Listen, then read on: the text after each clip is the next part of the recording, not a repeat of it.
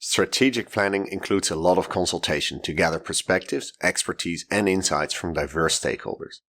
Those individual contributions inform better collective decisions and build a sense of shared ownership and commitment to the strategy. That's important, but strategy isn't just aggregated opinion, and you can't believe everything you hear. Most stakeholders won't have knowledge or experience of everything that's relevant to inform strategic planning.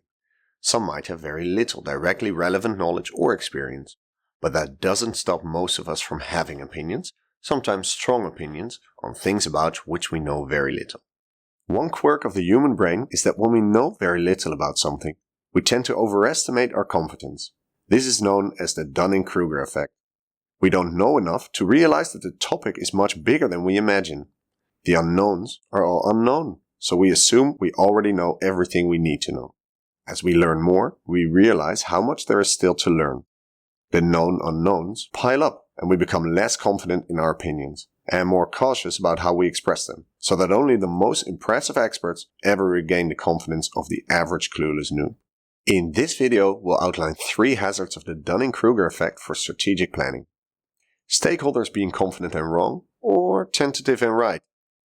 Stakeholders discounting expert advice, and stakeholders overlooking the things that matter most.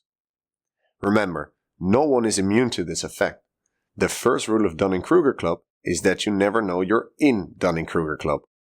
Although, since I'm talking about this confidently on camera, obviously I'm an expert. It's hard to tell the difference between a securely confident assertion of a well-informed and thoughtful expert and the comically overconfident thought bubble of a poorly informed bystander. It's also easy to underestimate the value of reasonably well-informed statements that are expressed tentatively or caveated heavily. I try not to trust my instincts about how much weight to give any given contribution from any given stakeholder. It's better to assume that I'm the worst possible judge and verify everything. Treat everything stakeholders tell you as a hypothesis. Test their assertions against other sources of evidence. Cross-reference statements from different people and perspectives, and validate emerging themes with trusted advisors.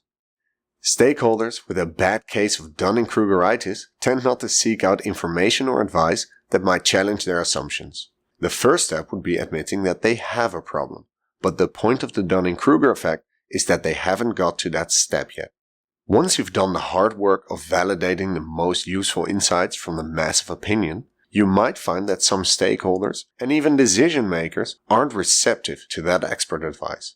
Discounting information that challenges our poorly informed assumptions is so easy that most of us do it without even trying. You might need to educate stakeholders a bit before they'll be ready to accept even the strongest evidence. Once we know enough to have our overconfidence shaken, we're more likely to recognize and value advice from experts rather than dismiss it. Strategic planning is about working out what is most important. That's hard when everyone has only a partial view of potential priorities. Things that seem important right now to one individual or even the majority would probably change if they had more information. Create collaborative forums to test and challenge people's assumptions about what's most important. Few individuals are in a position to see the bigger picture. You can help by highlighting points of view that broaden the set of options before any decisions are made. Prioritization is as much about what you discard as what you elevate. I could have made an interesting 15-minute video on the lives and work of David Dunning and Justin Kruger, and some of you might have preferred that. Instead, we prioritized just 3 points we thought would be most helpful for strategic planning. Before you launch into a strategic planning process, plan to avoid the hazards of the Dunning-Kruger effect.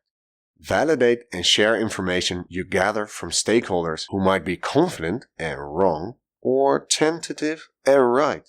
Be prepared to educate people just enough to help them recognize and value expert advice. And facilitate collaborative forums to challenge individual assumptions about priorities to reduce the risk of overlooking the things that matter most. Now you know the most important thing about the Dunning-Kruger effect, which is that you probably don't know nearly enough. Thank you for watching.